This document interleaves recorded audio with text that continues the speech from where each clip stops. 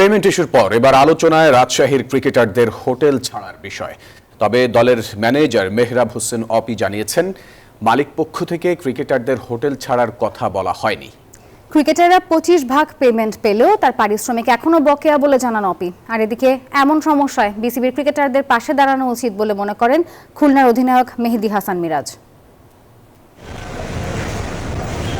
বুধবার সকাল থেকে গণমাধ্যমের খবর, মালিকপক্ষের চাওয়াতে রাজশাহীর ক্রিকেটাররা হোটেল ছেড়েছে।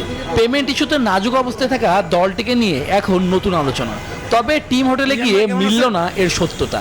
দেশি বিদেশি 14 জন ক্রিকেটার অবস্থান করছেন বনানীর শেরাটন হোটেলে। দলের ম্যানেজার মেহরাব হোসেন অপিও জানালেন, কাউকে হোটেল ছাড়তে বলা হয়নি। তবে খেলোয়াড়রা কিছু পেমেন্ট পেলেও এখন পর্যন্ত তিনি কোনো অর্থই পাননি। আশা করেন বিপিএল এর প্লে অফের আগেই বুঝিয়ে দেওয়া হবে পুরো টাকা। প্রথমত খুব সারপ্রাইজ যে এটা নিয়ে এত বড় একটা নিউজ হয়েছে। এই কারণে আমি বলছি যে আমাদের টিম থেকে কিন্তু বলা হয়েছে প্লেয়ারদের যে আমাদের আগামী 5 দিনে কোনো ম্যাচ নেই, কোনো প্র্যাকটিস সেশন নেই, এই জন্য 3 দিনের জন্য ছুটি ঘোষণা করা হয়েছিল। এবং বলা হয়েছিল পাশাপাশি যে যারা ঢাকায় অবস্থান করে তারা চাইলে তারা বাসায় গিয়ে তারা রেস্ট নিতে পারে, চেক আউট করতে পারে।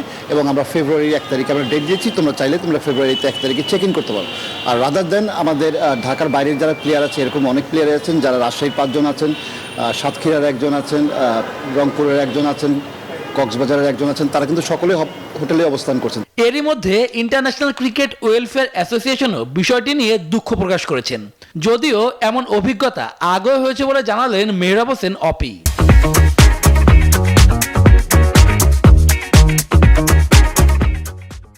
পেমেন্ট নিয়ে সমস্যা হচ্ছে, ইটস ট্রু।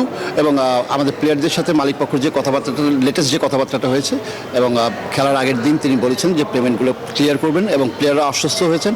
তো কেউ চায় না যে একটা বড় পারিশ্রমিক ছুটে যাক।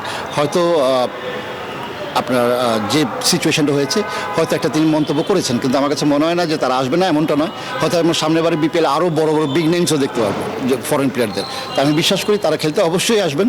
এখানে পারিশ্রমিক একটা বড় অঙ্কের একটা টাকা যেখানে তারা পান, অবশ্যই আসবেন তারা খেলতে। ক্রিকেটারদের পারিশ্রমিক নিয়ে এমন ঘটনা অবাক করেছে অন্য দলগুলোকেও। খুলনার অধিনায়ক মেহেদী মিরাজ মনে করেন, এমন সময় পাশে থাকা উচিত বিসিবির। আমরা যদি এই জিনিসগুলো যদি ঠিকঠাক মতন মেনটেন না করি, ঠিকঠাক মতন যদি আমরা ইউটিলাইজ না করতে পারি, তাহলে দিন শেষে আমাদের ক্রিকেটের জন্য বদনাম হবে এবং আমাদের সবার বদনাম হবে। সো আমাদের প্রত্যেকেরই দায়িত্ব এটা, যেন আমাদের বাংলাদেশের ক্রিকেটের যেন কোনো রকম বদনাম না হয়। যদিও গুঞ্জন রয়েছে রাজশাহীর সাথে শুরুতে যুক্ত ছিল বিসিবির বেশ কজন কর্মকর্তা, কিন্তু মনোমালিন্যের কারণে শেষ পর্যন্ত তারা মুখ ফিরিয়ে নেয়। স্পন্সররাও শেষ পর্যন্ত কথা রাখেনি। শুভদেবনাথ, নিউজ 24, ঢাকা।